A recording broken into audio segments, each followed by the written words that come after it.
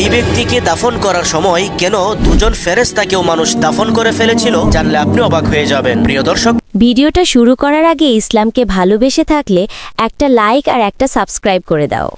একদিন এক আল্লাহর ওলি মৃত ব্যক্তিকে দাফন করার সময় উপস্থিত ছিলেন। তখন তিনি দেখলেন অপরিচিত দুজন মানুষ তার কবরে প্রবেশ করছে। এদিকে মানুষ যখন মাটি দিতে লাগলো, তখন তিনি বললেন, তোমরা একই করছো, মৃত ব্যক্তির সাথে জীবিত ব্যক্তিকেও দাফন করে দিচ্ছ, কবরের ভিতরে তো মানুষ আছে। তখন লোকেরা বলল, কই, কাউকে দেখছি না তো। এরপর মানুষ দাফন কাজ শেষ করে চলে গেল। তখন আল্লাহর ওলি ভাবলেন, আমি দেখলাম কবরে দুজন জীবিত লোক আছে, অথচ মানুষ বলছে কেউ নেই। আল্লাহ তাআলা এই রহস্য প্রকাশ না করা পর্যন্ত এখান থেকে আমি যাব না। এর কিছুক্ষণ পরেই কবর থেকে ওই দুজন ব্যক্তি বের হয়ে দ্রুত চলে যাচ্ছে। তখন আল্লাহর ওলি বললেন, তোমরা কারা, এখানে কি করেছিলে? তখন তারা বলল, আমরা মানুষ নই, আমরা হলাম ফেরেশতা। কোনো মুমিন ব্যক্তি মারা গেলে আল্লাহ তাআলা আমাদেরকে পাঠিয়ে দেন ওই মৃত ব্যক্তিকে কালেমার তালকিন করাতে, যেন মুনকার নাকিরের প্রশ্নের জবাব দেওয়া সহজ হয়ে যায়। সুবহানাল্লাহ।